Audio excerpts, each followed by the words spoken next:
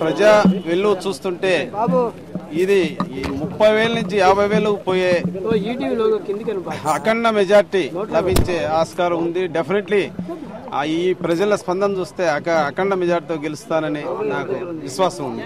ప్రభుత్వం ప్రవేశపెడుతున్న అభివృద్ధి కార్యక్రమాలని ప్రజల దృష్టికి తీసుకెళ్తాం. అవి ఇంకా చేరువుగా తీసుకెళ్లి వారికి అన్ని విధాలా మెరుగుగా చేకూర్చాలని వారికి విన్నవించుకుంటాం. ఆ ద్వారా మాకు అఖండ మెజార్టీ గెలుపు వస్తుందని మేము భావిస్తున్నాం.